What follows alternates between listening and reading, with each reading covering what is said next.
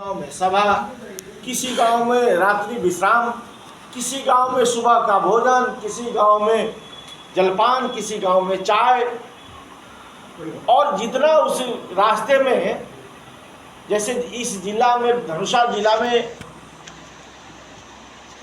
अलग अलग निर्वाचन क्षेत्र है और इस शहर छोड़ करके छोटा छोटा जो बाजार है, कस्बे जिसको बोलते हैं, चौक बोलते हैं, जनकपुर से छोटा छोटा जो बाजार है, उन बाजारों में ज़्यादा से ज़्यादा हम लोग सभा करें, धर्म सभा। और उस सभा, जय श्री राम, बैठिए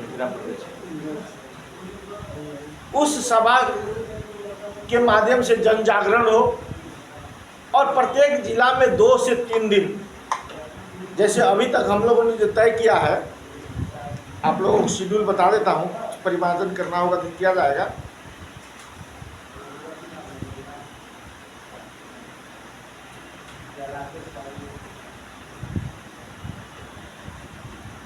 पच्चीस गते से झापा से अपना यात्रा शुरू होगा। 25 और 26 झापा में यात्रा रहेगा। झापा के साथी लोग हैं, वो विचार करेंगे झापा से कहाँ से शुरू करना है, दिन भर कहाँ कहाँ अपने को चलना है, कहाँ कहाँ सभा कर। मिनिमम एक दिन जिस जिला में रहेगा सभा यात्रा, उस जिला में मिनिमम 5 ठो से 4 ठो सभा अनिवार्य रूप से होगा। अगर उतना सभा नहीं करा सकते हैं जिस जिला के साथी, उनको उपलब्धि नहीं मिलेगा।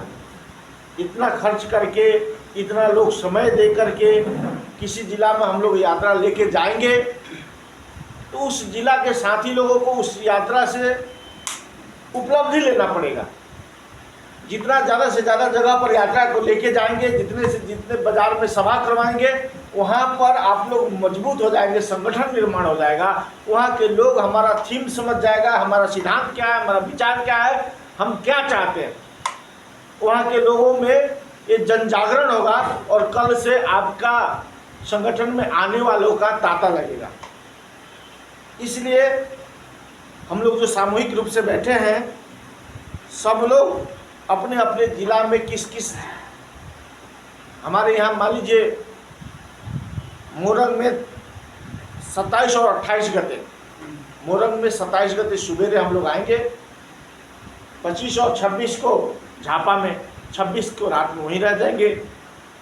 26 को सुबेरे फ्रेश होकर के यात्रा वहाँ से बढ़ेगी, मोरंग आएगी।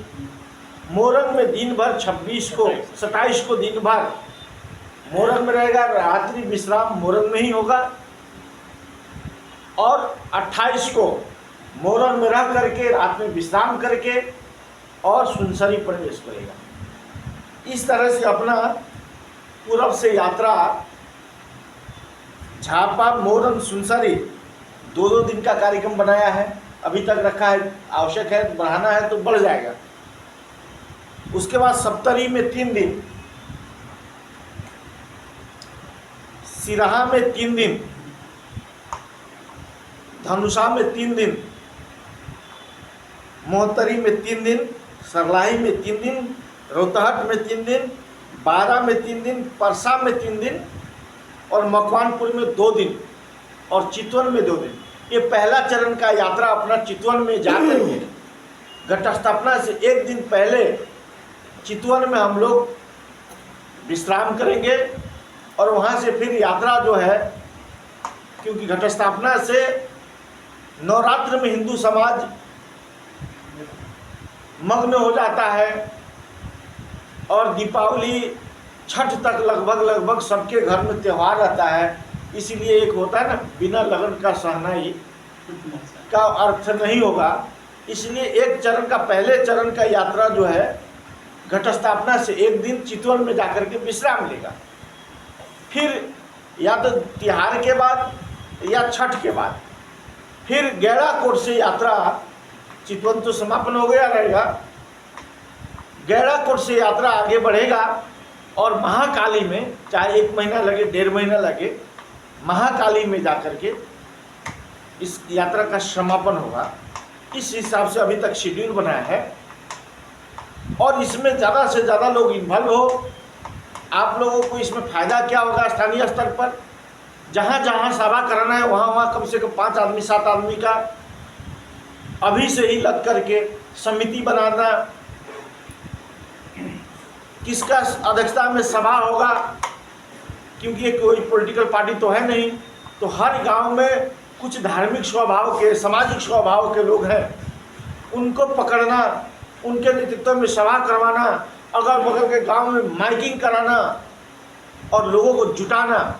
उससे क्या होगा कि जो टीम आप इस यात्रा के स्वागत के लिए, सत्कार के लिए, यात्रा के में सभा के लिए, जो सहभागिता के लिए जो समिति बनाएंगे, कल वो राष्ट्रीय एकता अभियान में सब लोग इन्वॉल्व हो जाएंगे और वो समिति जो है आपके संगठन में तब्दील हो जाएगा। इसलिए ये दो पहलू में ये जो यात्रा है बहुत ही महत्वपूर्ण है।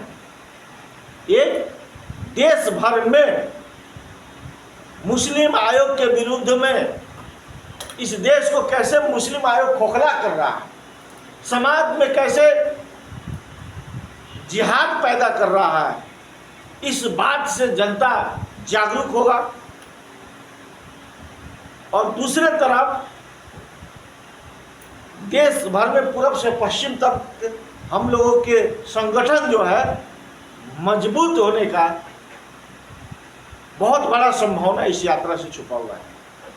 इसीलिए हम लोग तन मन धन से लग करके इस यात्रा को कैसे सफल बनाएं, इस पर अभी से हम लोगों की सबकी अर्जुन दृष्टि होनी चाहिए। और निश्चित रूप से हम समझते हैं कि यात्रा सफल हो जाएगा तो इस देश में बहुत बड़ा क्रांति होगा। हम लोग जो चाहेंगे सरकार हिल जाएगा, सरकार का विचार हिल जाएगा। और जो राजनीतिक दल हैं जो तुष्टीकरण करते हैं मुसलमानों के वोट के लिए, ईसाइयों के वोट के लिए, आज देखिए कितना ना विडंबना है। जनजाति के नाम, जनजाति समाज के नाम पर ईसाई द्वारा गौ का हत्या होता है, वीडियो बनाया जाता है, सामाजिक संजाल पर रखा जाता है। सरकार उन लोगों पर कार्रवाई करने के बजाय हिंदू समाज पर निषेधाज्ञा जारी करता है। हम लोग काठमांडू में प्रदर्शन करते हैं तो हम लोग जैसे लोगों को पकड़ाव किया जाता है। इसलिए विडंबना है आज के समाज में। और इस देश के पॉलिटिकल पार्टी में ये जो तुष्टीकरण की राजनीति है, इस यात्रा के सफलता से उनकी तुष्टीकरण की नीति को बदलाव लाने के लिए यात्रा है। इसलिए मित्रगण, हम सब लोग इस यात्रा को अर्जुन दृष्टि के तरह सफलता के लिए अपने अपने गांव में, यात्रा तो निकलेगा ही,